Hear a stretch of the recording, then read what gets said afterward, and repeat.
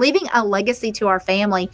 I have 4 granddaughters, and I want to leave them the legacy of being brave. I mean, I am telling them all the time, you can do anything. You are courageous. And I want them to start knowing that at a very young age so that we raise up some amazing women in the future that aren't stuck, that aren't afraid.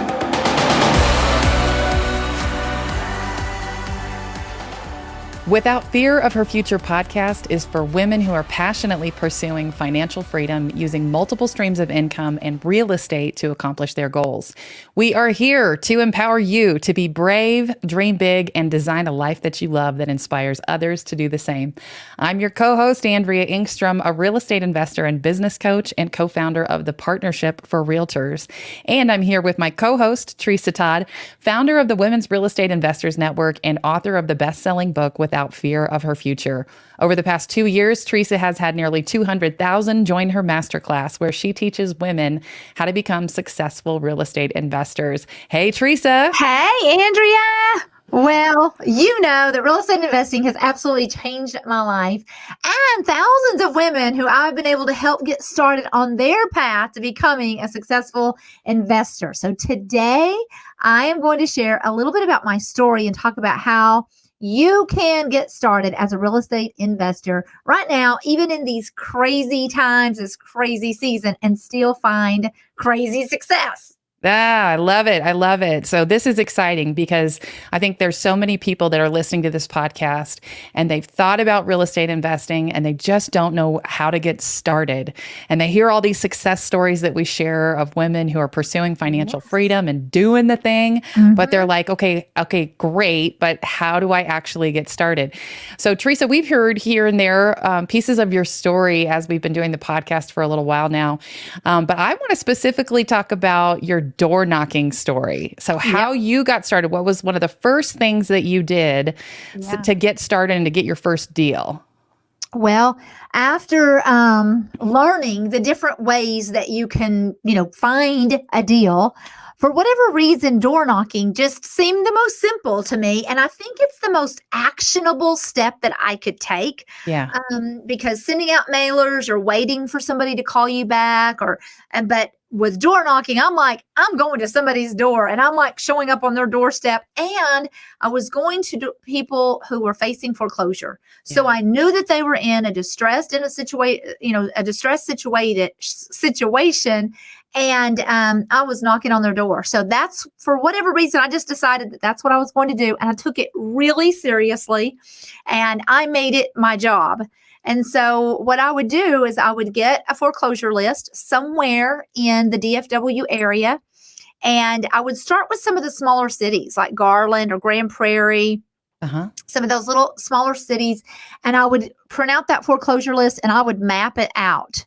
And I would literally go just from house to house. And I learned that if I started like at 5:00 and I was at that first door by 5:30 p.m., like that gave everybody time to get home from work. Yeah. And then I would just go up until right before it got dark. And I would just, one after another. I had my little bag with me, and in my bag, I had my contracts. I had my $10 option money paper clip to my contract. And I set out and I would just knock on the door. The story is I knocked on 57 doors before I got my very first deal. So it was, oh my gosh, it plays with your head. Yeah. 57 doors is a lot of doors. And I can so remember knocking on like 27 doors. And this was over a process. I would hit anywhere from 10 to 15 doors a night. And so I remember hitting like 27 doors and nothing, and just feeling like such a failure and so afraid that I had made a huge mistake, because this was not a side hustle for me. I had literally left everything behind. I had quit my job after 25 years. I had put my house on the market, moved to Dallas from Tyler. I left everything behind. And so I couldn't fail. And so when you knocked on 27 doors and nothing, just all the emotions of thinking I'm a failure. I can't do this. What was I thinking? But the one thing that kept me going is that I didn't have anything else to fall back on. So I just kept going 37 doors, 47 doors, and just kept going. And finally, on my 57th door, I got my very first deal. Yes. And I profited $20,000 on that deal, which is about Awesome. 1/3 of what I would make in a year on my salary. Yes. And so that was enough to motivate me. And I realized a couple of things. One is it's a numbers game. If you Yeah. just keep going, you're going to get the deals. And there was such a learning curve. I probably said the wrong thing for 56 times because you're learning as you go. And so I finally had my little spiel down. I knew exactly what to say. And so anyway, that was just the beginning for me. Yes. So, okay. So you got your spiel down. And so let's dig into it. What did you say? Like you knock on the door and they answer the door. And then what happens? Well, so these were all people who were facing a foreclosure within the next 30 days or less. That I just got that list straight from, you can get it from PropStream. And I would say to them, because you have a short window of time that you need to say as much as you can in that short window. So I'd say, hi there, my name is Tresa, and I know that your home is going into foreclosure in 17 days or 20 days or whatever it was. And I would love to talk with you about how I could keep that foreclosure from showing up on your credit, how I could put some cash in your pocket, and I could help you to get a fresh start. Nice. Yeah. And the reason that there was a real purpose behind saying those three particular things. Yeah. I learned that when you tell them exactly how many days they have, so many times they just think they obviously know that they're facing a foreclosure, but sometimes they think it's way down the road. Even if 30 days, that's just next month, right? Right. But when you leave it in days, like whatever that is, 14 days, 28 days, I found that so many people would respond by saying, what? I only have how many days? Yeah. And so that was one that created an urgency in them that I needed to make a decision about what I'm going to do. Yeah. And then the next thing is I would always tell them, listen, because we call it in this industry, when you have a foreclosure on your credit, that's the atomic bomb of your credit score. That's worse than anything else. Because when you have a foreclosure, you can't buy a car. You can't even get most rentals. They won't even rent to you if that's on there. So, and they know that. And so I want to let them know, listen, if I buy your property before it goes into foreclosure, that foreclosure is not going to be on there. So that was the second thing I love to tell them. The third thing is we all know that cash is king. And when you are losing your property to foreclosure, you lose all your equity. You get absolutely nothing except escorted out of your house.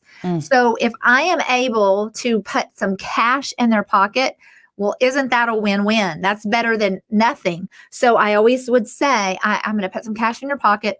And then last but not least, I would say, and help you to get a fresh start.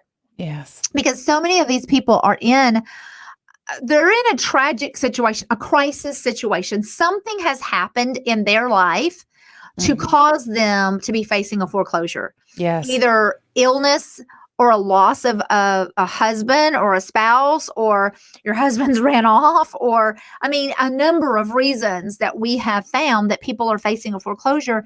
And so they probably have creditors calling them. They have the bank calling them. They're feeling like a loser. They're embarrassed that people are, might find out that they're losing their home. And so I want to be the person that comes along and speaks life into them and say, hey, listen, I want to help you to get a fresh start. And as I really start to talk to them, one of the things that I would say is, listen, I know that it hurts to be in this situation right now, but this is just a season. Let's get you out of this. Let's get you into something else that you can afford, and let's get you a fresh start in your life. And so those were just the things that I found worked really, really well for me. And so that's what I just began to say. Yeah. Oh, it's so brilliant and so simple. I just heard a statistic the other day that over 60% of foreclosures are with people who are experiencing illness, and so they are just drowning in medical bills. They got cancer and they didn't have insurance that covered all the Yes. things, and it is like epidemic Yeah. that people can't afford, healthcare I in know. America. And so, I think of knocking on 57 doors, and there's a fear about what will I say, but there's also a fear about, well, what kind of people are going to answer the door?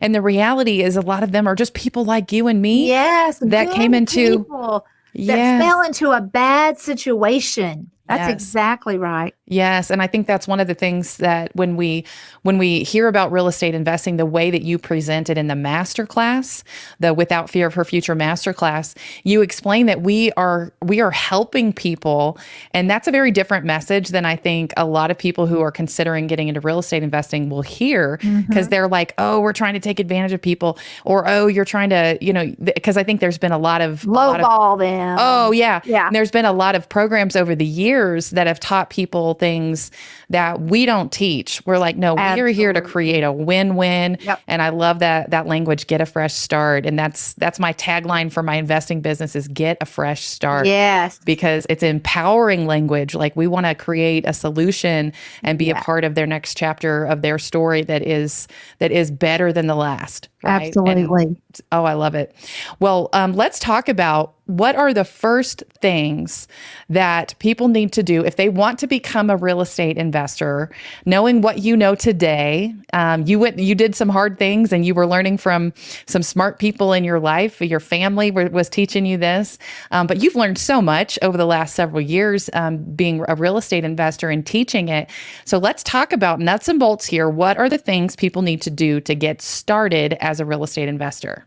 Well, hands down, I would say the very first thing is you have to have specialized knowledge. Yes. And so many people with HGTV, they Yeah. started watching all of these people flip houses and they just jumped out there and they wanted to do it too. I always tease all of the ladies wanted to put a little shiplap on something, So Yeah. they just started buying properties, but they didn't have the specialized knowledge. So they didn't know, what we'll talk about later is the golden formula. They didn't know how to buy off market property. So they were just calling up their realtor, buying a property, and then trying to make money on it. And they were Yeah. either losing money or they worked so hard for such a small profit that it wasn't worth it.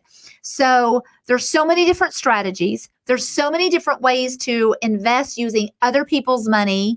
And there's just so many things that you need to know. So you really need the specialized knowledge. Don't just jump out there without it, because I want you to succeed.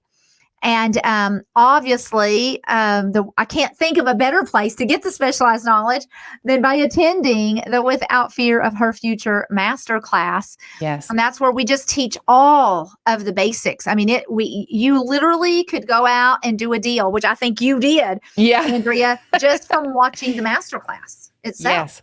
So that's such an eye opener. So number one would be get the specialized knowledge. And then Yes. after you get the specialized knowledge, well, you want to set up your business and your entity. You want to do this safely. You want to be protected. So you need to set up a business entity. And, our students, we coach them exactly. As a matter of fact, you're the business coach and you Yeah. teach them exactly how to do that. Everything that they need to open up a business account and get their website and business cards and all of those things. You want to do that. And then you want to jump into the marketing. Mm-hmm. We are not looking for properties on the MLS. We're not calling up our realtor and asking her to find us a property. We are marketing to off-market properties for people that like what we just discussed, someone who is maybe losing their property to a foreclosure, or maybe someone that's inherited a property through a lost a loved one, has passed away and left them this property in another city or another state. It's run down.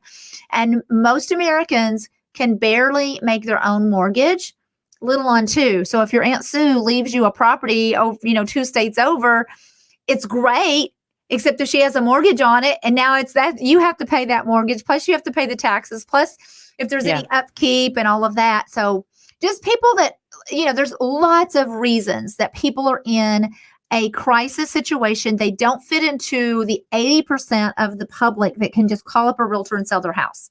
lots of hoarder houses, or just houses with problems. Those are our houses, right? I mean, that's the 20% are the houses that we are going for. And those are off market properties. So you start the marketing, and there's multiple ways to do that. You can do something called text blasting. You can put out those signs that say, "We buy houses."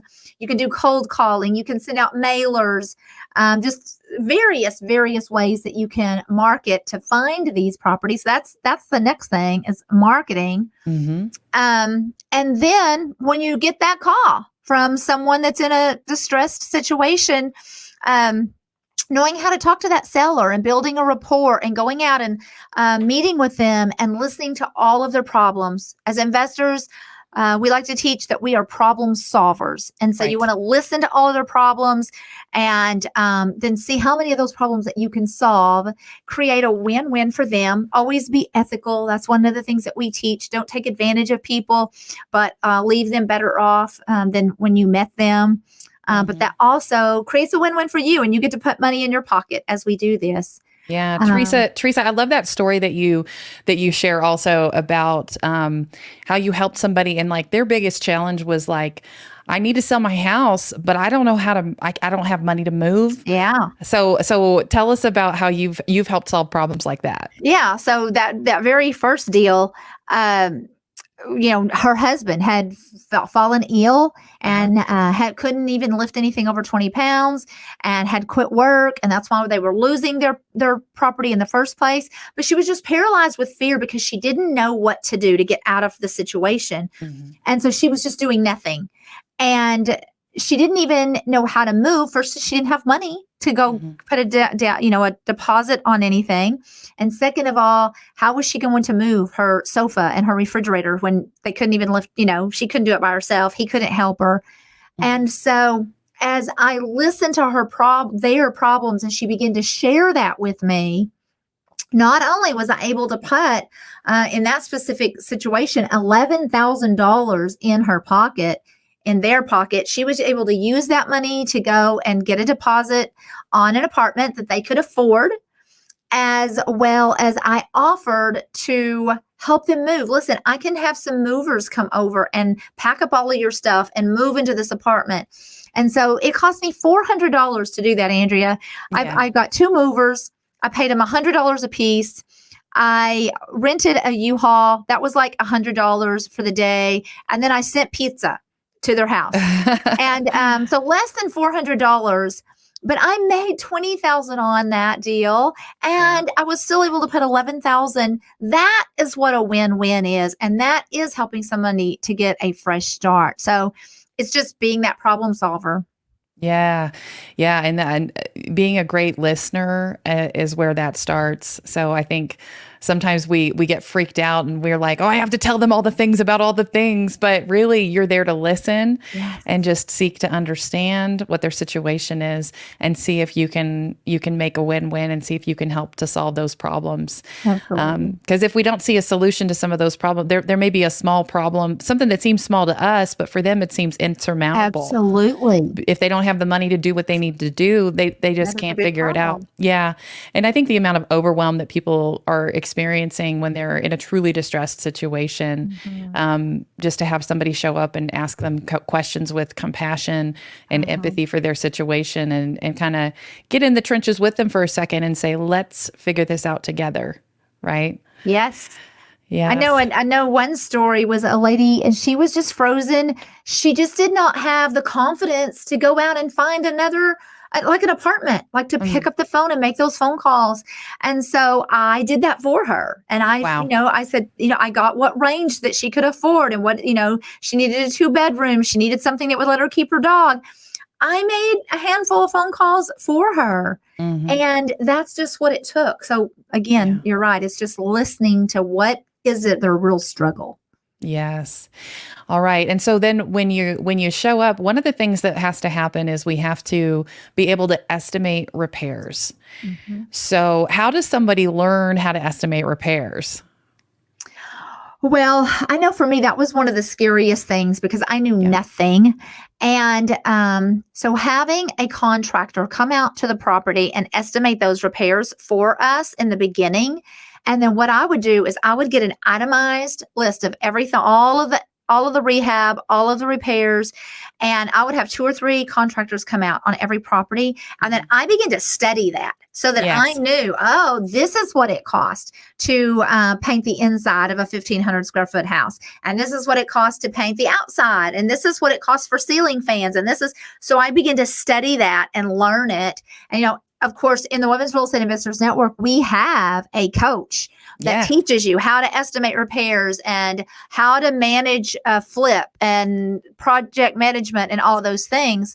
So it's so learnable and it's not near as difficult as you think it is. But that's how I learned. And so seldom now do I need a contractor to go out and estimate repairs. I can do that myself. And that's what we teach the women inside the Women's Real Estate Investors Network is you can learn it. Okay. Yeah. Yeah. Everything is figure outable. Yes. So one detail question here. So if you're knocking on door number 57 and you don't have a contractor with you and it's your first deal, how do you know how to make an offer? Like how do you decide what your offer is going to be? Well, we have a formula for that. We call it the golden formula. So, and I'll just tell you really quickly what that is 70% of the ARV minus repairs. So if you're a note taker, you want to write that down. 70% of the ARV minus repairs. Well, the ARV is the after rehab or after repair value. What is the value of this particular piece of property going to be after any rehab or repairs are done on this property? And so once you learn that, then what is 70% of that? So let's just say that we learn that the ARV is $100,000. Well, 70% of the ARV would be $70,000. And then the second part of that formula is minus the repairs. What is it going to cost to make this property look like, reach that ARV? And let's just say it was $10,000. So 70% of ARV was $70,000 minus $10,000 in repairs. Then $60,000 is your offer. And so it's that simple. Now, and I know the next question is, well, how do you know what the ARV is? We do something called running comps, and that is where we find out what other properties in that vicinity, similar houses in that vicinity have sold for, preferably in the last 6 months, per square foot. And then you do the math and however many square feet. So it's really easy. We use something called PropStream to run our comps. It shows us exactly what all the other properties have sold for, how many days on market. It shows us pictures of those properties. So we use that to run our comps so that we can get our ARV. Then we use that same formula every single time. And if you use that formula, it pretty much guarantees you a profit every single time. That's what's so beautiful about that formula. And when we talk about women or anyone who has tried to do real estate investing and they just called their realtor and said, I'm looking for a fixer upper, and then they buy it off the MLS and they pay, they get it for 5% under asking price, and they're like, "Ooh, I got a deal. Let's go." And then pretty soon they find that the financing costs, the insurance, the holding costs, all these things start to add up, and then they put their repairs on top of that, and it is very, very hard to make a profit unless you're following the golden formula. And so when I hear people say, "Well, I tried that and it didn't work," I always want to know, did you do the golden formula? Because it makes all the difference in the world. And so when people get started in real estate investing and they're like, oh, so-and-so says that it's not a good market for this, and so-and-so told me that you can't make a profit doing this. And I say, you got to have the specialized knowledge, because if you're trying to do it just watching HGTV, it doesn't work the way that it works on TV. You got to have that specialized knowledge before you get started, because you make your money in the purchase of the property, not in how beautiful your renovations can be. Yes, ma'am. Yeah. That's right. Yeah. So then let's talk about, okay, so you get it under contract, but there are lots of different ways to do real estate investing. And we call those exit strategies. So getting it under contract is one thing, but then how do you know? We've talked a little bit about flipping. If you're going to flip the house, fix and flip. But what are the other ways that you can be a real estate investor? What are the other exit strategies for a property? Well, one of the most simple is wholesaling. And that's literally where you get a property under contract and then you sell, or sometimes we call it assign the contract to maybe another investor that wants to flip it or keep it as a rental. And so you literally get it under contract at a 70% of the ARV minus repairs. Then you turn around and assign or sell that contract at either 80 or 90% of the ARV minus repairs. And you simply make the profit between what you got it under contract for and what you sell the contract for. The most simple way to make money in real estate ever. Yeah. And so that's one exit strategy. Or you can flip the property yourself and make some amazing profits, or you can keep it as a rental or a short-term rental, which, that's my favorite strategy of all. And then we have like some advanced strategies where we can purchase properties subject to the existing loan, where that's where we just literally take over the payments on the property. So there's so many different ways to make money investing in real estate. Mm-hmm. One of the other ones that we don't always talk about is because there's a long-term rental, there's a short-term rental, and then we also have a lot of women in our network that are doing mid-term rentals. Yes. So explain what a mid-term rental is. Well, a mid-term rental, a lot of these are nurses. But someone that maybe wants to rent that property for 3 months, right? Maybe 60, 90 days, even 120 days versus, of course, long-term is usually a 6 month to a 1 year contract. And then, of course, short-term rentals are typically 2-3 nights all the way up to a week. That's typical. But then this mid-term rental, for me is even new. Yeah. And they are having crazy success because of lots of traveling nurses, just lots of people that are just going to be in an area for several months. It's a great way to make money with investing. Yeah. There's traveling nurses. There's also, in this market, I think a midterm rental has created a cool opportunity in this kind of market also, because you'll find that people want to sell their house to cash out right now, but they are putting offer after offer on other houses and they're not getting a house. And so if it's contingent on that, then they lose the sale price that they got. And so what I'm finding is also that people will rent a midterm rental to have a transition period while they are building a house or while they are getting their next home. And that way they don't have to have a sale of a property that's contingent on finding a new one that they get an offer accepted on or something like that. So really creative. Another thing is, because of the world that we live in now, and so many people work virtually. Yeah. So they can go anywhere in the world. And so people are traveling to anywhere they want and maybe staying somewhere for 2 or 3 months and working on the beach or then going to the mountains. Yeah. And so, it's just it's just a great time in our history to own short-term rentals and those midterm rentals, because there's just so many people that have freedom that we didn't have prior to 2020. Yeah. It's a whole new world. Yeah. Okay, so let's talk about the next piece of it. So you got it under contract. You maybe determined what your exit strategy will be, what you're going to do with it. How do you fund the deal? How do you pay for it? This is the thing that keeps most people from putting an offer on something, because they're like, I don't know how to pay for it if I get it under contract. So, so what do we advise investors? Well, we call it OPM. I like to call it OPMH, other people's money, honey. And so there's hard money. There's hard money lending, which is an institution that will lend you money for the sole purpose of investment properties. And it's all based on the asset. So it's not necessarily based on your ability to pay it back because you've worked at a job and you've got your 2 years taxes and a high credit score and all of those things. It's asset-based lending from a hard money loan. And so that's one way, or private money lending. And this is typically another investor that wants to do a little more passive investing. and they can make anywhere from 10, 12, 15% on their money by loaning it to an investor that's going to use it. They will loan you the money to purchase the property as well as do the rehab on the property. And of course, they're going to make, they're going to require some skin in the game. So they want some points up front, and then you're going to make interest payments. And it does sound a little high because most people are like 10, 12, 50%. That's insane. Who would do that? But it's it's usually 6 to 9 months. And so it's a very short-term loan. And something that you will hear us say often in this industry is it's not what it costs you, it's what it makes you.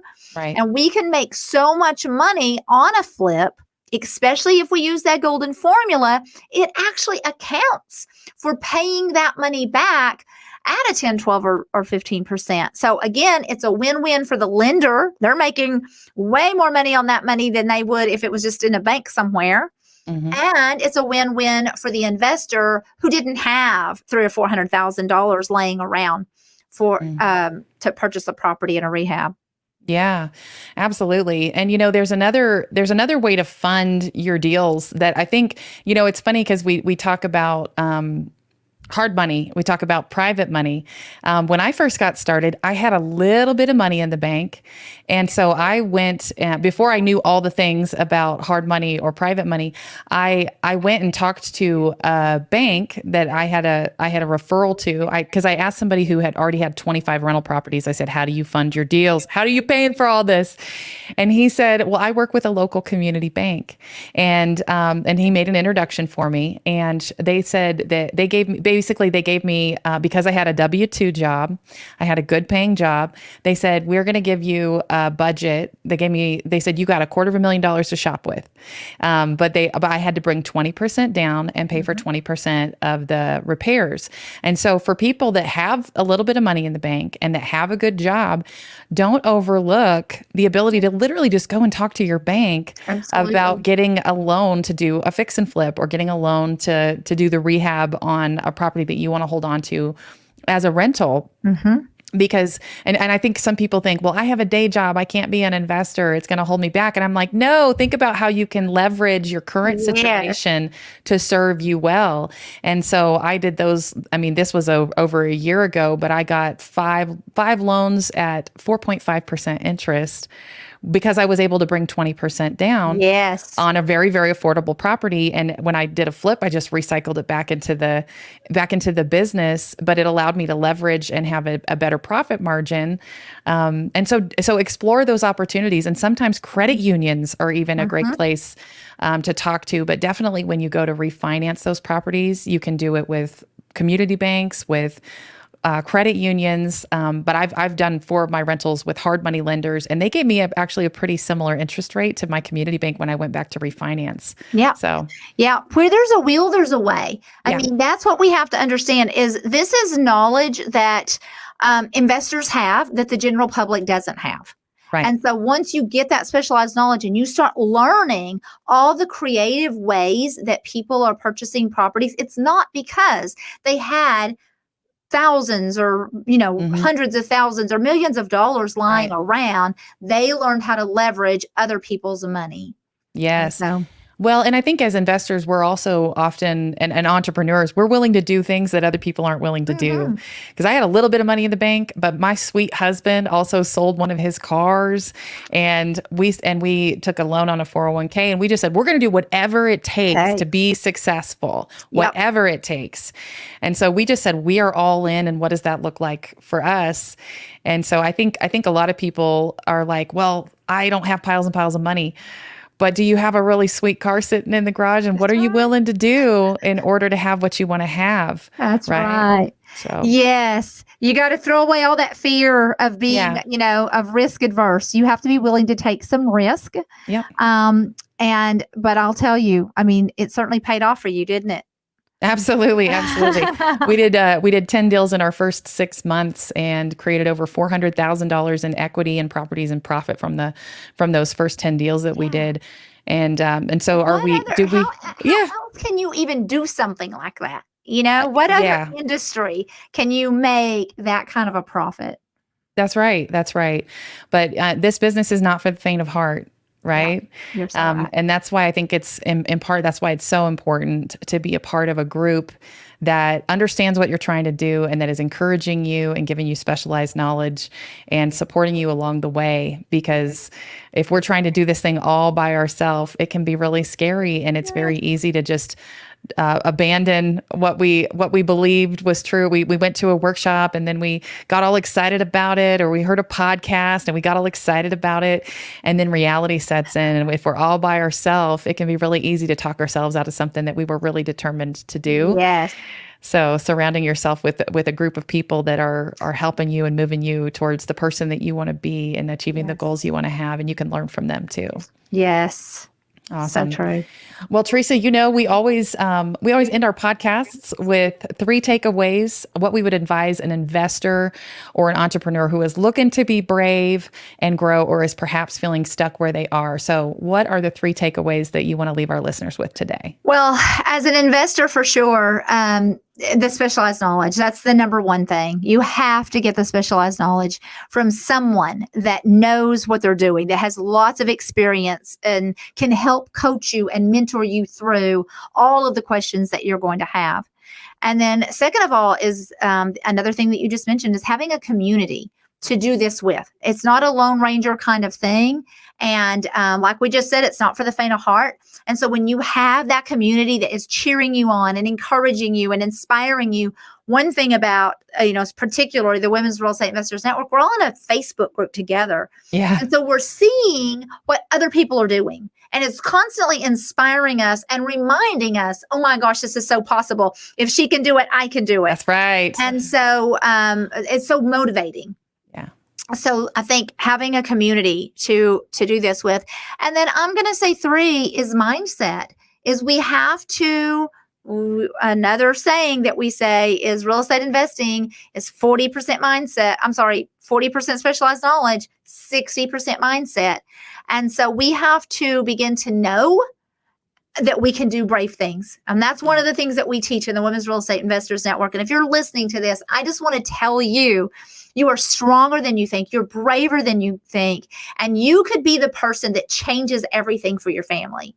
If you are willing to step out and take control of your own finances, don't let just the world dictate to you this little job that you have and you can only make $60,000 a year, or you could only make, anything is possible. So getting that mindset that you can do anything you set your mind to, be brave, step out, and see success. And we are all about leaving generational wealth, leaving a legacy to our family.